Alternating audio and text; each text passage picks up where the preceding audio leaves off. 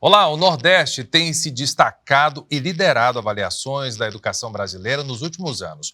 O Ceará, por exemplo, é um dos estados que mais aparece no topo dos indicadores, inclusive como um dos que mais possui aí uma proporção de alunos do ensino médio matriculados, segundo dados do Censo Escolar 2022. O índice supera até São Paulo, que é o estado mais rico do país.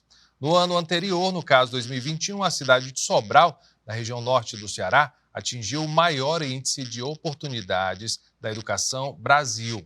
O município também é referência no ensino integral. E para falar dos avanços e desafios na educação cearense, o Cena Pública recebe hoje a secretária estadual da pasta, Eliana Estrela, a quem eu começo agradecendo a presença. Muito obrigado, secretária. Eu quem agradeço a você, Cristian, agradeço a todos que nos assistem nesse momento.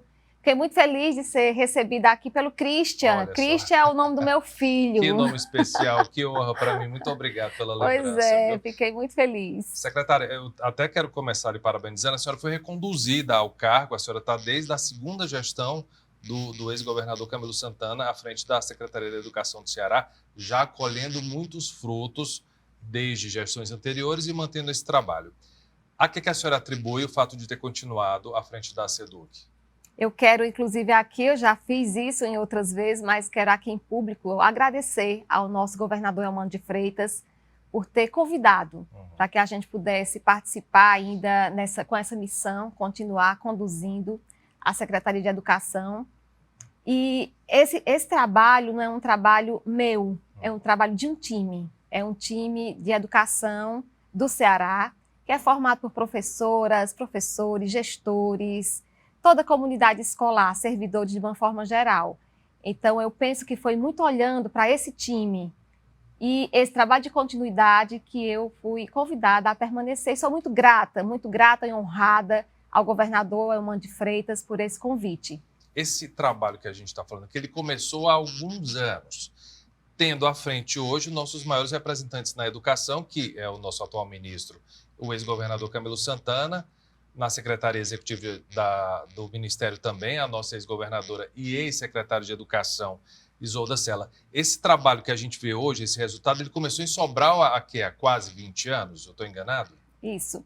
Nós não podemos desconsiderar o que foi também trabalhado para trás, né? Nós temos uma história de educação no estado do Ceará, construída por várias mãos, vários pensamentos, ideias importantes. Mas o marco, nós consideramos o marco, a partir do governador, o ex-governador, hoje senador Cid Gomes, que chega junto com a ex-governadora hoje, a secretária executiva Isolda, né, que é a nossa inspiração aí, a nossa referência, e chega ao estado do Ceará exatamente com essa postura de ouvir os municípios, de dar abertura para que se construísse um regime de colaboração mais fortalecido junto aos 184 municípios, pactuando ações, olhando para as crianças, para a educação como uma rede. E também focando no nosso ensino médio, que é a nossa responsabilidade maior. Então, chegam dessa forma com o PAIC, o Programa de Alfabetização na Idade Certa, e daí em diante, depois, continua sendo um governo de continuidade na educação, exatamente por se perceber os bons resultados, quando o nosso ex-governador, e hoje para o nosso orgulho maior, né, o nosso ministro da Educação, que também é a maior referência para nós, um grande líder, Camilo Santana, investe na educação, investe mesmo, porque a educação precisa ser dito que não é gasto. Educação é sempre investimento. Nós não estamos gastando com a educação, nós estamos investindo na pessoa, investindo no humano. Então, ele começa também aí na gestão dele, dando continuidade aos projetos importantes e avançando. Avançamos, inclusive, com a Escola em Tempo Integral e com tantos outros programas e projetos. E o mais PAIC, que deixa de ser PAIC, somente PAIC, e passa a ser mais PAIC, porque a gente passa a olhar para o fundamental todo, não só para a alfabetização. E aí, junto com a vice-governadora, né, que era a secretária, ficou vice-governadora, dá essa continuidade de trabalho, mas, mais uma vez, é uma decisão política, é um compromisso político dos políticos, mas tudo acontece também porque tem um time aguerrido. um time realmente que diz que quer e que faz, que é o time da educação do Ceará. O PAIC, se eu não me engano, ele se tornou uma política pública nacional. Pelo menos foi uma proposta que se popularizou e hoje faz parte da política do MEC, ou algo parecido. Ele teve ali no governo passado, não desse passado agora, né, no governo da Dilma, um PENAIC, que ele realmente fazia referência ao PAIC. Mas agora, nesse último governo, nesses 4 anos, nós não tivemos mais, até houve aí um ensaio de tentativa de ver a questão da alfabetização, mas, na realidade, nós ficamos órfãos, podemos dizer, 4 anos de MEC e de governo federal. Nós tivemos, aqui não estou colocando aqui por questões de oposição, mas político, por questão, nem fato, político, né? Mas por questão mesmo de realidade, que isso não é um sentimento, nem um fato só do Ceará. O Brasil todo ficou com essa ausência, especialmente no momento delicado da pandemia. Nós não tivemos a presença, nós não tivemos as ações necessárias. Tivemos que se reinventar de todas as formas. Nós tivemos que nos reinventar e procurando caminhos sozinhos. Sozinhos que eu digo, estados, municípios se ajudando. Porque o MEC não teve ação, não teve presença, não teve efetividade nesse período. Fiquei falando agora assim de política, para completar, a gente não tinha apoio federal, por ser oposição também dentro desse cenário político nacional. E aí eu imagino que a situação tenha ficado mais complicada ainda. Existe uma fórmula para a gente atingir tantos índices bons na área da educação aqui no Ceará? Porque muita gente deve lhe perguntar isso, inclusive. Nós somos visitados constantemente por outros estados, por municípios, mas também visitamos outros, né? Porque eu penso que a troca de experiência, esse momento de vivenciar, de conhecer, que a gente cresce. Então, nós somos visitados por estados, por municípios, para conhecer um pouco a nossa realidade, saber como é que as coisas se encaminham. E eu costumo dizer que isso é uma fala da nossa secretária executiva Isolda, que desde quando era secretária dizia: nós temos que comemorar, mas apenas por 5 minutos, porque nós temos muito trabalho, né? Temos ainda que correr muito. Nós temos, Cristian, muitos desafios. Não é dizer aqui que o Ceará está em excelentes condições. Está bem diante dos outros, até porque nós somos um estado pobre. E aí, quando você vê um estado rico, que ainda com muita dificuldade, então o estado do Ceará se destaca exatamente por isso, por ter uma política coerente, uma política de educação consolidada, que mesmo na pandemia a gente percebeu que sustentou ali, que segurou essa questão. E o mais importante é que é uma política, quando você percebe, é uma política tão consolidada que mesmo os gestores municipais, não sendo da base de governo, tendo a questão de oposição, na educação não existe. Eles pactuam, eles estão juntos, eles acreditam, até porque há também, de certa forma, a credibilidade da educação por parte da comunidade escolar, das professoras e dos professores. E isso há uma cobrança, e aí as coisas acontecem da melhor forma possível. Então, a gente consegue pactuar todos os projetos, todas as políticas com os 184 municípios. Que isso é uma marca exatamente quando o Cid chega e o Camilo continua avançando. A primeira-dama, Lia de Freitas, esteve aqui no Cena Pública e deixou muito claro essa questão do governo de continuidade com melhorias. Achei interessante essa ressalva dela. Numa autocrítica, o que a senhora acha que dá para fazer nesses próximos 4 anos, por exemplo? Exatamente, com melhorias. É o que nosso governador Elmano tem dito. É um governo de continuidade, mas ele tem inclusive dito: nós não vamos mais estar olhando o resultado da educação para quem está para trás, é para quem está para frente. É inclusive para outras experiências, olhando experiências inclusive do PISA, se for o caso. Então, olhar para outras experiências, sempre olhar para frente.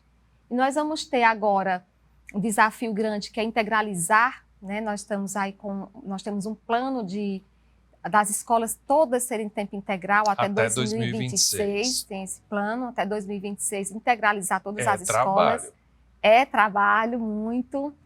E é uma meta importante dele, assim, é um compromisso que ele vem aí todo dia cobrando essa questão desse tempo integral, porque se percebe, Cristian, que uma escola em tempo integral, ela não é só uma escola que ela tenha mais tempo ali com o aluno, com a criança.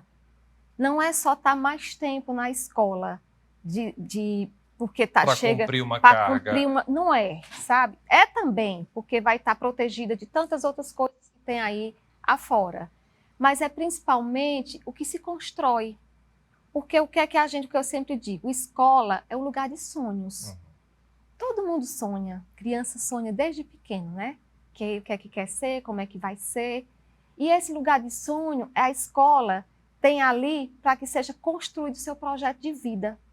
O projeto de vida é construído nesse momento, com interação com colegas, com interação com professores, com servidores, com tantas pessoas. E também toda a estrutura da escola, com laboratórios, com livros, com as coisas que estão ali disponíveis. Além do esporte, que a gente sabe que é importante ter o esporte, ter a hora da brincadeira, do lúdico. Então, a escola reúne, de certa forma, tudo isso. É onde reúne vidas. Lá tem muitas vidas na escola. A escola reúne vidas, vidas com sonhos. Então, a escola é esse lugar de sonhar e passa por as mãos nossas, dos professores, das professoras, dos gestores, dos servidores, esses sonhos. Esses sonhos vão passando por nossas mãos e nós vamos fortalecendo.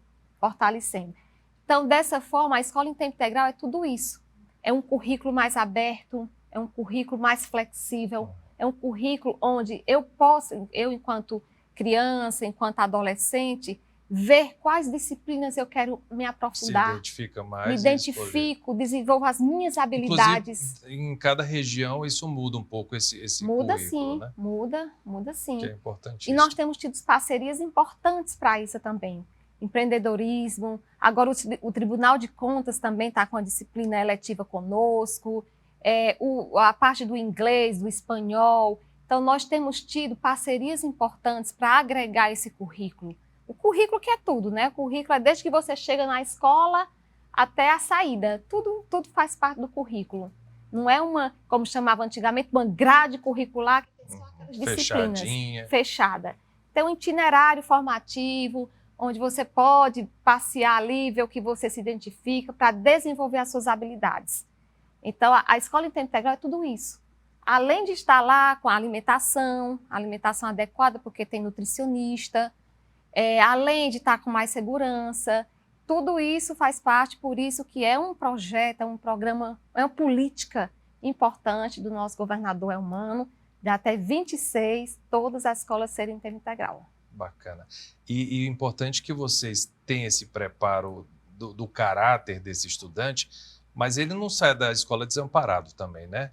Você tem vários programas para encaminhar esses estudantes para o primeiro emprego, por exemplo, que é parceria com outras secretarias, claro. E esse atendimento ele é contínuo. Sim. Nós fazemos a preparação para o Enem. O Enem, para a gente, assim, nós temos um foco muito especial, porque nós precisamos perceber que o estudante ele não pode parar ali na terceira série do ensino médio, tá? Terminei a educação básica, precisa prosseguir. Então, até mesmo nas nossas escolas de educação profissional, onde nós temos um curso técnico, há um investimento muito grande, um incentivo para que ele possa ingressar no ensino superior, para que possa dar continuidade ao ensino superior. Então, nós fazemos esse trabalho com o Enem, chamamos Enem Chego Junto, Chego Bem. E aí, desde o primeiro dia de aula, que nós já começamos nessa rotina, sabendo se eles têm a documentação, fazendo todo o incentivo do que é o Enem, mostrando o que é o Enem, ajudando, inclusive, na inscrição, pedindo, muitas vezes, quando precisa, né, para não ter o pagamento, a dispensa do pagamento, todo esse trabalho e também na sala de aula, esse trabalho voltado para o Enem, voltado exatamente para disciplinas que eles têm mais dificuldade, que eles precisam desenvolver mais, que precisam de mais autonomia. Redação, nós temos durante todo o ano encontros para redação, correção de redação, então acompanhamento mais próximo. E no dia mesmo do Enem, todo o time da educação está na rua, ali no incentivo, dando suporte, abraçando, dizendo que confia, que acredita e fazendo com que eles realmente possam prosseguir. E dessa forma, quando a gente olha um pouco para trás, antigamente ingressavam 500 ali, 500 alunos no ensino superior da escola pública. Hoje nós ingressamos Isso, mais... universidade pública a gente está falando, ou geral? Não, no geral. Hoje, porque nós temos também fiéis, né? Então, sim. por o fiéis também, eles conseguem muitas vezes aí na particular. Então, hoje são mais de 20 mil. 20 mil? 20 mil. É Mais de muita 20 coisa. mil. Ainda é muito pouco. Nós temos uma rede grande e nós precisamos investir mais. Então, ainda é um desafio. É o momento de comemorar? olhando para trás o que nós já caminhamos, sim, porque eram 500, 600 e hoje Mas são olha 20 só. mil. Mas ainda precisamos investir mais, porque nós temos aí muitos jovens precisando e não podemos olhar só para os que ingressam. Precisamos olhar para os que não ingressam para não deixar que Sim. ele se perca, que ele fique ali sozinho. Puxar para continuar. E aí tivemos também a ideia aí importante do Ser Jovem. Né? O Ser Jovem, que é um programa que dá abertura para essas formações. Esse é já nessa gestão do governador Elmano, o Ser Jovem? Nós iniciamos na gestão passada, mas estamos dando continuidade com o Ser Jovem, que inclusive ele já teve reuniões, o governador Elmano, a respeito com os parceiros, né? Nós temos parceiros para esse investimento, que nós estamos formando tanto os nossos, como também quem é egresso. Quem já saiu tem a oportunidade de voltar para essa formação e ter mais oportunidade no mercado de trabalho, ter mais oportunidade de ter aí o seu próprio negócio, ou estar numa empresa, enfim. É mais um também assim, importante trabalho que se tem com esse Ser Jovem, que é olhando para esse jovem.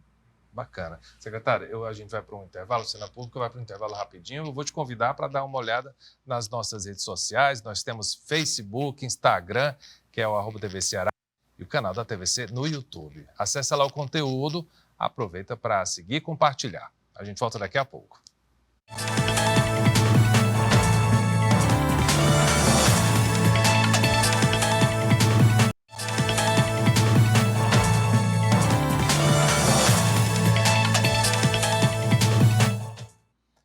Estamos de volta com Cena Pública, recebendo hoje a secretária da Educação do Ceará, Eliana Estrela. Secretária, o IDEB de 2021 apontou que 87 das 100 melhores escolas, é isso, né? Isso. Do ensino fundamental. Isso. Ficam aqui no Ceará. Uhum. É muito mais da metade, um estado, como a senhora falou, pobre, que requer muito recurso, inclusive para atingir um nível como esse. E as demais, grande parte também ficavam aqui na região Nordeste. Sim. Como é que a gente conseguiu isso? Muito trabalho. Muito trabalho. Eu quero Muito até ressaltar trabalho. uma coisa antes da senhora responder, que hoje eu vejo muito entusiasmo dos professores da rede estadual de ensino e muita gente que sonha em ser professor da rede estadual, uma coisa que há uns anos atrás a gente ficava, será, passar no concurso para professor? Hoje eu vejo muita gente dedicada a isso e permanece mesmo depois que passa no concurso e que é chamado. Isso é lindo de se ver, né? Isso é verdade. Como eu já falei aqui anteriormente, é exatamente esse time, nós consideramos um time, não é simplesmente professora, professor, mas é todo o time. São professoras, professores, gestores, servidores, e tanto da rede estadual como da rede municipal, porque esse trabalho também é muito voltado para a rede municipal. Então, a rede municipal se engaja muito. São as professoras das crianças, da alfabetização, do ensino fundamental. Então, há um engajamento muito grande. As secretarias municipais da educação têm esse apoio nosso. Nós respeitamos a autonomia dos municípios, com toda a autonomia, mas nós colaboramos, contribuímos. Então, há uma parceria muito importante. Estado, municípios, prefeitos, as prefeitas, acreditando também que tudo é por educação que se constrói, que se transforma. E aí esse entendimento faz com que as coisas aconteçam da melhor forma. É dedicação mesmo. Dedicação dos profissionais, é credibilidade também. Hoje, há pouco tempo atrás, quando você olha, tinha muitos pais que não acreditavam na escola pública. Tem pai que ainda usa de vez, olha, se não estudar, vai para a escola pública, como se fosse um punição. castigo, isso. Isso já não é mais uma Não realidade. tem. Hoje nós temos uma procura, inclusive, muito grande de alunos que estão vindo da escola particular para a escola pública. Muito grande o número que está vindo da escola particular para a pública. Se a gente fizer um levantamento, a gente constata isso. E essa credibilidade, esse respeito, eu penso que é exatamente começando pelo respeito. Respeito de ouvir, de conhecer cada realidade, de não vir nada de cima para baixo. Todos os nossos programas, projetos do Estado, que é em regime de colaboração, são pactuados. Nós colocamos e os municípios pactuam ou não, eles têm a autonomia. Só que todos pactuam. Porque sabem que é importante, que a educação está sendo ali prioridade, que é importante estar com todas as crianças na escola, aprendendo na idade certa, e há esse investimento. Assim como os nossos programas também do ensino médio, para as nossas escolas. Geralmente, a não ser os que são realmente que precisa ali estar de fato na rotina. Mas os que não são, que são programas, projetos, nós colocamos para a comunidade escolar também. Pactuar ou não pactuar. E aí isso dá um diferencial, porque não é nada que vem de cima para baixo. É algo que está sendo construído. Construído, avaliado. Alguns nós vimos que não foram bons e aí já deixamos de lado. Outros nós investimos e ampliamos. Por exemplo, o professor diretor de turma. O professor diretor de turma é da nossa rede. Esse programa, esse projeto é um projeto, considera-se um dos mais importantes que nós temos nas nossas escolas, onde o professor, ele tira uma parte da sua carga horária para dar um acompanhamento maior a um grupo de alunos. Que bacana. E aí, ele não faz, claro, o trabalho do psicólogo, porque o psicólogo tem o seu trabalho, tem o seu diferencial. Mas ele faz um acompanhamento de conhecer para saber a vida do aluno, por que se está faltando aula, o que é que está havendo, se pode ajudar, se está com algumas dificuldades de aprendizagem, com algumas questões nas suas notas. Então, ele chega mais junto, ele está mais próximo. E nós tínhamos, até antes da pandemia, em todas as escolas, o professor diretor de turma, mas não em todas as séries. E pós-pandemia, era um pedido quase de que todas as escolas que a gente avançasse, ampliasse. Então, hoje nós universalizamos. Em todas as séries, em todas as escolas, nós temos a presença do professor diretor de turma. Ele é voluntário, no caso, esse profissional? Não. Ele é professor mesmo nosso, da rede. Mas para ser o professor diretor, ele precisa se voluntariar, não? Ele precisa dizer que quer. Ele precisa dizer que quer e ter o perfil, né? Porque também tem que ter o perfil, não é simplesmente apontar aquele ou aquele. Tem que ter o perfil de saber que está aberto para ouvir. Muitas vezes vai à residência do aluno, chega, então. É precisa, importantíssimo, né? Algumas vezes sim. E tem um trabalho muito ligado também com os psicólogos, porque nós temos psicólogos, não um por escola. E também não é um psicólogo clínico, é um psicólogo educacional. Então, nós temos nas nossas regionais psicólogos e eles fazem esse trabalho direto com o professor diretor de turma. Então, quando precisa, o aluno precisa ser encaminhado para realmente um tratamento clínico, eles fazem aquela análise e fazem o encaminhamento, junto com o assistente social, que também nós temos nas nossas regionais, nas CREDES e CEFOR, nós temos assistente social, nós temos uma equipe, psicóloga, assistente social e nutricionista, nas CREDES, que fazem esse trabalho. Mas, às vezes, confundem, porque precisa de um psicólogo na escola. Não tem um psicólogo por escola, mas nós temos uma equipe multidisciplinar, e essa equipe, quando identifica que há necessidade, então faz o encaminhamento necessário para onde de direito, né?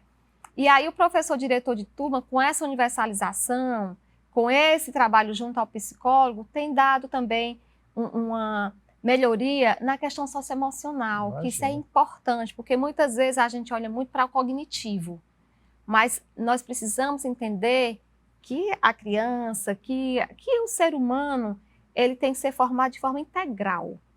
E o integral é exatamente tanto cognitivo como socioemocional. Então, nós temos parceria com o Instituto Ayrton Senna, que também desenvolve as competências socioemocionais, e aí tudo interligado com o professor do diretor de turma, com o psicólogo, com o assistente social, para ir chegando às escolas. Se você perguntar, mas aí já está tudo bem? Não, nós estamos começando, ainda aprendendo, ouvindo, precisamos investir ainda mais, avançar, é uma política que nós precisamos avançar mais. Ainda temos um número pequeno de psicólogos e de assistentes para o tamanho da nossa rede. Nós temos mais de 400 mil alunos na nossa rede. Então, nós precisamos ainda de investir, é um investimento, mas já começou. Nós já iniciamos, nós estamos acompanhando, avaliando e vendo o que é preciso ainda e em que possibilidades nós vamos avançar. E viu que está dando certo, por isso que vai dar continuidade. Chega a identificar alguma patologia psicológica, por exemplo, Sim. secretária? E aí, quando é identificado, é encaminhado para realmente o serviço, né? Porque nós não podemos também aí fazer o serviço da saúde. Sim. Então, é encaminhado para o serviço da saúde, ali onde é mais próximo. Como tem a assistente social, então ela tem o caminho mais aberto, né? Ela sabe exatamente para onde é que encaminha. Então, quando acontece isso, é encaminhado. Secretária, a gente está em 2023, o ano está começando, para vocês o trabalho nunca para. Eu fico aqui imaginando como é que foi no período da pandemia, porque foi uma ruptura, de repente tudo parou, vocês tiveram que se reinventar, usar outros métodos aí para alcançar os estudantes que ficaram em casa. Para isso deve ter havido um investimento enorme também. Como é que foi esse período? Período difícil, período de incertezas, de perdas, perdemos muita gente, próximos, né? Enfim. E logo que começou, nós tomamos como decisão formar um comitê, uma comissão, onde nós reuníamos SEDUC, municípios, a Undime esteve sempre muito presente, né? A Undime, Ministério Público, Defensoria Pública, Sindicato, a APO, que esteve sempre também conosco.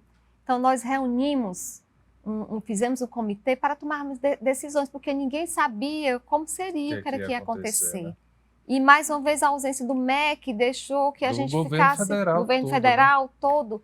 Então, deixou que a gente ficasse muito ali refém. E nós tomamos como decisão esse comitê. A gente tinha autonomia, mas não tinha recurso, por exemplo, né? Isso. Tinha autonomia, mas não tinha recurso, não tinha apoio, não tinha uma direção, um norte, para dizer, vamos seguir por aqui todo mundo, né? Não tinha. Então, nós tomamos como decisão não deixar de ter as aulas, mesmo sabendo que seria difícil o momento, porque a aula virtual, nem todos os nossos alunos tinham o equipamento, um celular, um computador, acesso à internet. Os próprios professores, muitos também, não tinham a habilidade daquela aula, nem muitas vezes o equipamento também. Tivemos situações que não tinham equipamento. Então, foi construindo. Esse comitê se reunia para construir, mas a primeira decisão foi, não vamos parar. Com o intuito de não perder nenhum aluno, não deixar nenhum aluno para trás, não perder o vínculo, não deixar que eles se sentissem só, se sentissem abandonados. Então, o intuito maior era esse, sabendo que a aprendizagem seria diferente. Mas não vamos deixar. E aí começamos a fazer busca de quem tinha essa condição de ter o celular, de estudar de forma virtual. E aí, uma decisão política aqui do governo do Ceará, que foi um dos primeiros estados a ter essa decisão dessa política, o nosso ex-governador Camilo, atual ministro da Educação, ele teve essa decisão de que a gente iria dar chips para todos os alunos e tablets. Então, nós entregamos chips e tablets para todos os nossos alunos, para que eles pudessem ter mais facilidades, mais condições de acompanhar as aulas. E tivemos um apoio enorme, inclusive dessa casa, para essas aulas, que as aulas fossem passadas, né, transmitidas. Tivemos apoio de rádio, TV, jornal, tudo que a gente pôde, a gente foi buscar, para que não deixasse parar. Sabendo, claro, que nós não podemos tirar aqui a importância da escola. Sim, do presencial. Do presencial, da escola mesmo, da questão física. Mas qualquer coisa era lucro naquela época, né? Mas qualquer coisa era melhor que nada. Mantendo essa fidelidade com o estudante Isso. ali. Então, nós fizemos formações para professores também que não tinham habilidade para desenvolver as aulas. Entregamos em todas as nossas escolas um kit com câmera, com tripé, com computador, para que aquele professor que se sentisse melhor ir para a escola no momento, transmitir as suas aulas. Tivemos também o Pacto pela Educação, que foi olhando para os municípios, que ainda era mais complicado uma criança de alfabetização ter que estar ali parada, e muitas vezes nem tinha, né, essa condição. Então, nós entregamos fizemos o Pacto pela Educação, onde nós repassamos recurso para os municípios, financeiro, que eles poderiam usar de acordo com os critérios, no que eles achavam que era ali o mais adequado para o momento. E entregamos equipamentos também, como câmera, tripé, computador, para também transmitir as aulas. Fizemos essa entrega a todos os municípios também. E uma parte em recurso financeiro. Foi um investimento enorme. Investimento muito alto e decisão política. Mais uma vez, assim, uma decisão política acertada do nosso atual ministro, né, que era o governador. E lembrando que, na época, o então governador Camilo de Santana foi muito criticado pelas decisões que se tomavam com relação à questão de quarentena, de manter o pessoal em casa. Foi muito criticado e acabou que todo mundo foi copiando depois, porque viu que deu certo aqui para o Ceará. Sim. A gente começou antes essa política de resguardar as pessoas em casa e tudo, e ouviu-se muita crítica ao Ceará, depois acabou sendo um estado de referência. Exatamente. Até o trabalho da educação também. Até da educação, né? Também. Da educação também, que nós fomos passar para todos os estados como seria. O primeiro estado a fazer tudo isso, a comprar chip, tá? Cartão alimentação, aquele período que ficou realmente sem poder nem sair, né? Que era ruim para sair, então nós entregamos um cartão alimentação para que o aluno comprasse a sua alimentação por meio desse cartão em algum lugar mesmo próximo ali, na mercearia, próximo, no mercantil, que tivesse mais proximidade para não estar também com contato com outras pessoas, né? E aí depois ficamos entregando os kits alimentação na escola, eles ficariam recebendo na escola o kit alimentação, para não deixar faltar alimentação também. Então foi um trabalho assim. E aí eu digo muito, costumo dizer, nós conseguimos passar, claro, por essa decisão política, por esse comprometimento, compromisso mesmo do nosso ex-governador com a educação, com a população, mas também por esse time aguerrido, porque os diretores iam para a escola, os servidores iam para a escola, mesmo com máscara, com todos os cuidados para fazer essa entrega, marcando horário para não ter fila, para não ter contato. Então, foi assim um momento que eu acho que é um momento histórico. Nós, inclusive nós construímos um livro. Olha só. Nós temos um livro que é Tempos de Pandemia. Até porque, quando nós pensamos nisso, foi para quando tiver aí a outra geração que não passou por isso, ler e saber como foi que nós passamos por todo esse momento. Mas está acessível? É sim, acessível. Depois vamos mandar aqui para vocês um exemplar do livro. Que bacana. E aí tem relatos... Que é uma lição mesmo, né? Isso, relatos de professores, como foram que eles conseguiram. Porque nós temos escolas, inclusive, que para chegar à residência dos alunos, precisa até de barco. Porque tem açude, né? Tem rio. A gente que está em Fortaleza nem imagina que isso existe. Exato. Né? E os professores saíam para entregar atividade. Nossa. Atividade para que o aluno não perdesse um vínculo. Então, são histórias bonitas.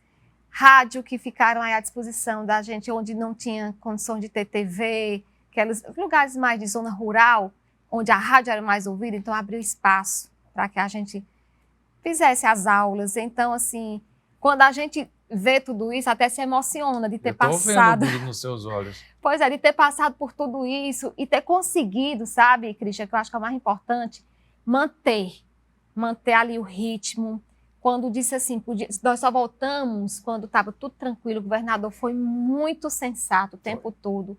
Enquanto outros estados já voltavam, aí na outra semana tinha que desistir porque aumentou o número de casos na escola. Isso. Então, a gente tinha um contato também direto ali com a APOC, que representava, né, o sindicato que representava os professores. Tem um contato direto com o Ministério Público também, para que a gente não estivesse fazendo algo que infringisse a lei.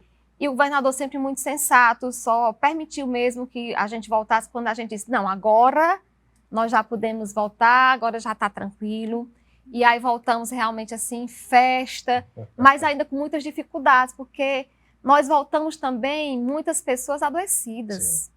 E que perderam pessoas próximas, que perderam muitas pessoas, muito exatamente. E isso também tem que ser assim, saber que nós ainda estamos nesse processo. Não, encerrou. A gente está falando, parece que tem uma década, a pandemia. Não encerrou. Tá aí ainda, gente, tem que ter cuidado. Tá aí né? ainda, não encerrou. Esse processo ainda é o processo do luto de muitas pessoas, alunos que ficaram órfãos, né?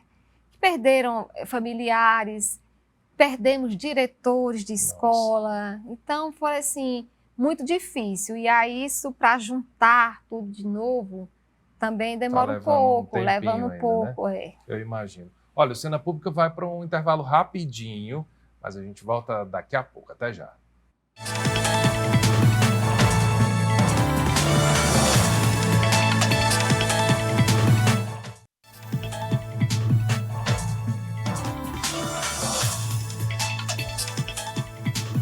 Começou o terceiro e último bloco do Cena Público. Aproveito para te convidar a acompanhar nossas transmissões nas redes sociais. Temos Facebook, Instagram, que é o @TV Ceará, e o canal da TVC no YouTube. Dá uma olhada, segue, compartilha. Te garanto que vale a pena. Hoje a gente fala sobre os desafios na educação do Ceará e os avanços também do Estado que enfrenta para manter índices tão positivos na área. Quem está aqui no estúdio é a secretária estadual da Educação, Eliana Estrela. Secretária, a gente falou aqui do amor que o professor tem pelas escolas, os diretores, quem faz parte do time, como a senhora mesmo falou, da educação, mas tem uma coisa muito curiosa, a gente recebe alunos da escola pública aqui, como parte daquele projeto Primeiro Passo, enfim. Eles têm um amor pela escola tão grande que eu já cheguei a testar assim, olha, amanhã dá para tu faltar e ficar um tempinho, mas não, eu não posso faltar à escola. E é incrível, eu nunca tinha visto isso e acompanhei de diversas idades e dos alunos de escolas que fazem parte desse projeto aqui. Como é que vocês conseguem isso? Você me dizer isso me deixa tão feliz que Mas é verdade. Meu olho brilha, porque o que nós mais queremos é exatamente que eles se sintam bem, que eles se sintam, ter um sentimento de pertença mesmo, né, na escola. E o que eu costumo dizer é que nós trabalhamos para eles, mas precisa ser com eles, sempre com eles. Então, a gente incentiva muito o protagonismo. Por meio do Grêmio Estudantil, tem fortalecido muito o Grêmio Estudantil nas escolas. A questão do empreendedorismo, para que eles possam também, né, de ali ver as suas habilidades. O primeiro passo, o estágio das escolas profissionais também, para que eles tenham mais oportunidades. O Centro Cearense de Idiomas, o CCI. Esse é maravilhoso. Pois né? é, porque também oportuniza, né, outra língua. Hoje a gente sabe quanto é importante, exatamente, exatamente para mais oportunidades, né? Então, eu fico muito feliz em saber que escutam isso deles e a gente sente também. Claro, nós ainda temos um desafio aí para não ter evasão que ser é uma zero. realidade também, né? É uma realidade, nós temos, claro. Tinha diminuído muito, agora depois da pandemia nós tivemos um acréscimozinho, mas trabalhamos para zerar, nós não queremos, né, só diminuir, nós precisamos zerar. Zerar a evasão é um desafio. E aí com isso nós temos um projeto, um programa, o Buscativa. O Buscativa é um dos programas que eu assim, mais admiro com eles, com os jovens, sabe? Quando eu chego na escola para visitar, que eu vejo a atuação. O Buscativa é o jovem buscando o seu colega. Que bacana. Eles recebem uma bolsa para que eles façam esse trabalho, para que não tenha evasão, para que não desista de estudar. Nós costumamos dizer que o conhecimento é a única coisa que ninguém tira da gente. Não tira, é verdade. Pai e mãe têm mania de dizer, a única herança que eu vou deixar é a educação. Exato, e é verdade. E tem que ser. Então, é a única que a gente não tira, e eu costumo dizer isso em todos os lugares. Então, nós acreditamos no potencial dos jovens, e aí eu digo para eles, incentivem, não deixem para depois. Vocês são jovens, cabecinha aí aberta, fresquinha, boa para aprender tudo, para fazer as coisas se desenvolverem da melhor forma possível. Muitas vezes só tem essa obrigação, né? Não precisa trabalhar para botar comida em casa, enfim. Tem mais é que estudar. Exato, e costumo sempre dar um recadinho para eles, sejam solidários. Precisamos ser solidários. Nesse mundo de hoje, precisamos ter muita solidariedade. E eles precisam desenvolver isso neles, a solidariedade, o amor pela família, o amor por si. Precisam se amar. Então, é um recado que eu sempre deixo para eles. E essa juventude precisa cada vez mais disso.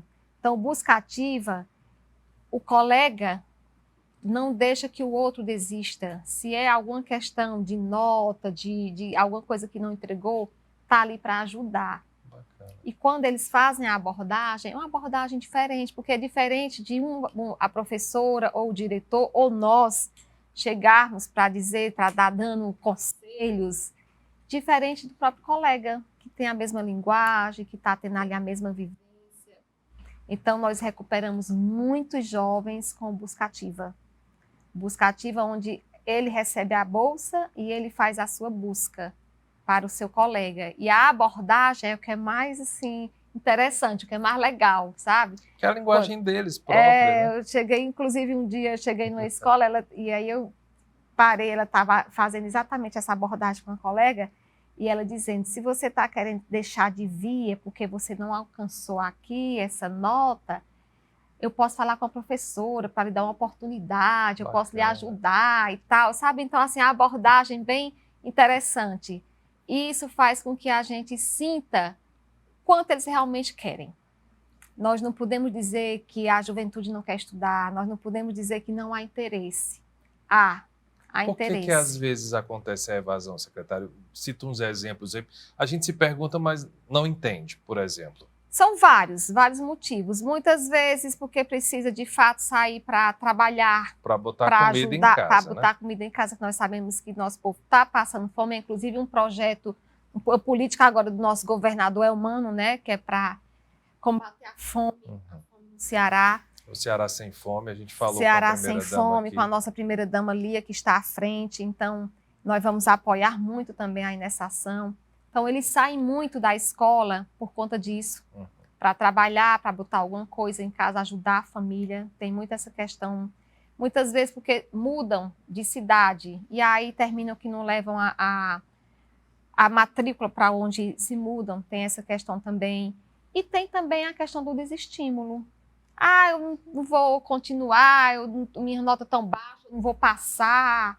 Tem também essas coisas, essas questões acontecem. Então, são vários fatores que a gente precisa ir combatendo, um a um, examinando. Por isso que essa busca ativa ela é importante, porque o colega sabe sabe o motivo e vai buscando, lógico, com ajuda.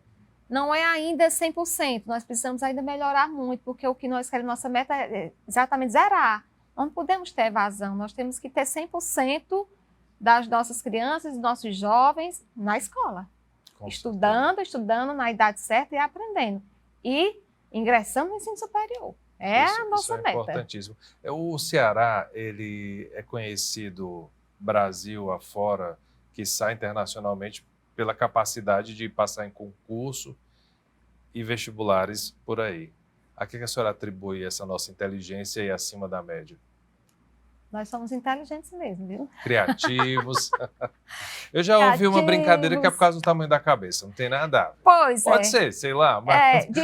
tem até uma brincadeira que diz que fizeram a cabeça maior do que o pescoço, né? Aí por isso que a gente tem tão inteligente. Brincadeira. Mas eu penso que é exatamente, além de, claro, nós somos de fato inteligentes, mas é exatamente por essa busca incessante por mais conhecimento.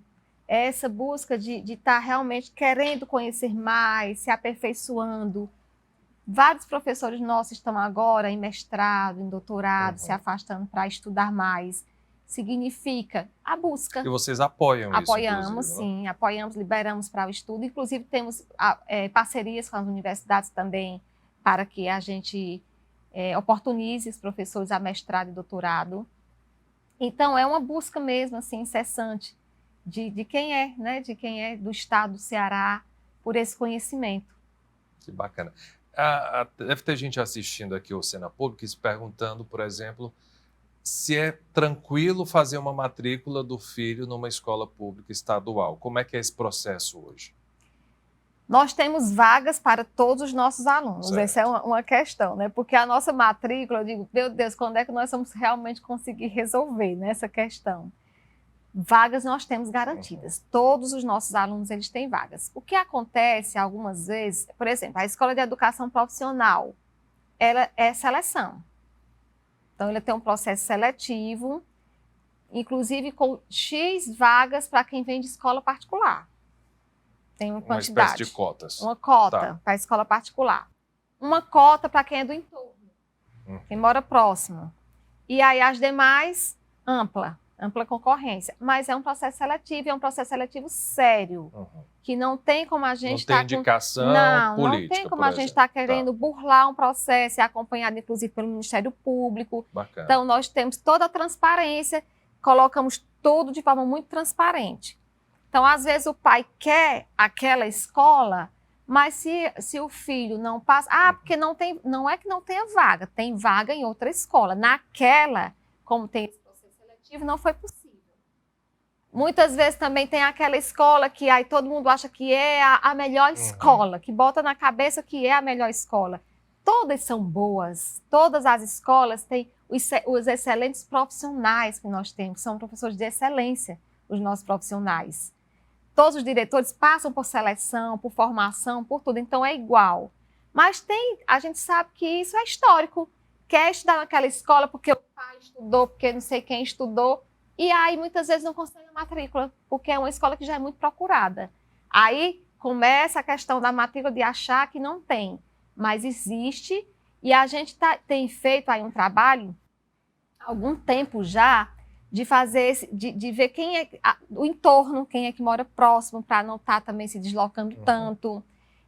Tanto a questão do entorno, como a questão da escola em tempo integral. Então, a gente faz um estudo antes e vê que tem todas as condições. Mas ainda há uma questão cultural mesmo, de alguns pais Às que vezes só porque querem... os amigos estão naquela, eu quero ir para aquela ali. Então, tem toda essa história, né? Mas garantia de todos os nossos alunos terem vagas nas nossas escolas. Eu tenho uma curiosidade, porque sempre que eu passo em alguns equipamentos da SEDUC, por exemplo, eu vejo escolas bem conservadas. Eu não imagino o trabalho que deve dar para manter esses prédios e se o pessoal, por exemplo, estudantes, contribuem com isso ou não, e se não, aproveita para dar um puxão de orelha aí no pessoal. Contribuem, mas nós ainda temos muitos desafios. Não são todas que estão boas, que estão em boas condições, não.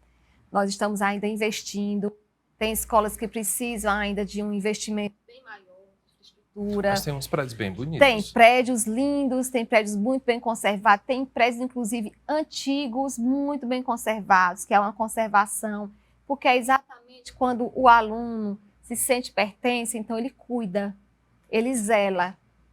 E é isso que a gente pede, porque esse espaço é um espaço deles, é o que eles vão passar o dia. Tem escola que você entra, prédio super antigo, lindo, agradável, encantador, que você sente vontade de ficar ali o dia todo. Então, todas precisam ser dessa forma. Mas, claro, que ainda precisa ter um investimento também maior em reformas, que é o que nós estamos fazendo, reformas em algumas escolas, construindo outras. Esse plano agora de escola em tempo integral, nós vamos precisar construir mais de 100 novas escolas. Nossa, isso espalhado pelo Ceará? No Ceará todo, para que a gente possa atender em tempo integral. Então, são mais de 100 escolas que o nosso governador Elmano vai precisar investir para que a gente possa atingir aí todas as escolas em tempo integral. E ainda as reformas das que já são e que precisam desse nosso olhar. Mas, claro, que o cuidado, o zelo, o olhar, o dia a dia de quem está lá é muito importante. Não riscar as paredes, cuidar do seu equipamento, da sua carteira, né? Cuidar do seu refeitório. Isso também é muito do quem está lá, que aí são os nossos estudantes, os nossos professores, gestores, e aí esse cuidado dá essa beleza mesmo de como fosse uma casa, de chamar, de encantar. Isso vai também muito de cada um que faz parte ali daquela escola.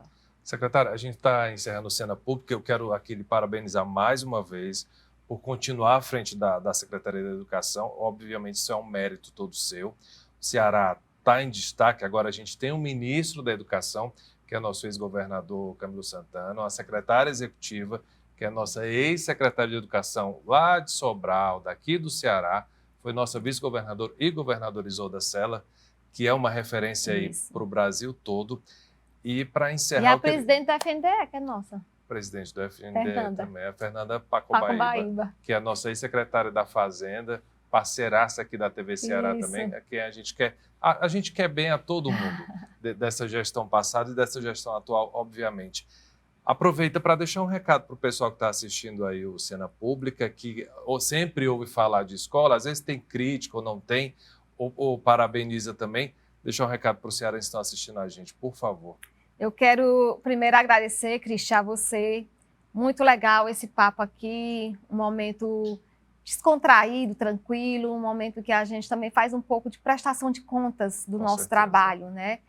E mais uma vez aqui agradecer ao nosso governador Elmano de Freitas por dar continuidade a esse programa, esse projeto que é tão importante, a política do Estado do Ceará de educação.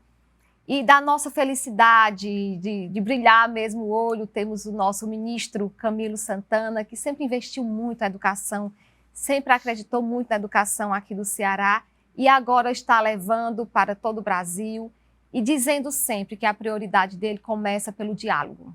E ele realmente é um homem do diálogo, é um homem de respeito, que tem muita credibilidade aqui junto a todos e tem feito aí já um grande trabalho, então orgulho muito grande para nós podermos contribuir ainda mais com a educação, tendo agora um ministro de verdade, um ministro que acredita na educação. E a secretária executiva, Isolda Sela, que é a nossa referência, é com quem nós aprendemos aí todo dia, é com quem nós aprendemos a também respeitar as pessoas, a saber que é por meio do diálogo que se constrói, as coisas são melhores, né, da forma melhor possível. A Fernanda, que tem nos ajudado muito aí enquanto FNDE, ela que vou levar lá um Pires. Fernanda, por favor, né? Porque nós precisamos, claro, de investimento cada vez mais aqui. Mas o nosso governador Elmano, que vem com certeza priorizando já a educação. O primeiro evento, Cristian, do nosso governador Elmano já foi com a educação, dando posse a 800 novos professores. Então, ele já mostra aí a marca dele, que é a marca da educação, a marca de quem prioriza, de fato, a educação. E vem sempre participando, sempre conosco. Vamos estar, em breve, em reunião com o nosso ministro Camilo, para algumas ações importantes aqui para o nosso Ceará, tanto eu como o nosso governador.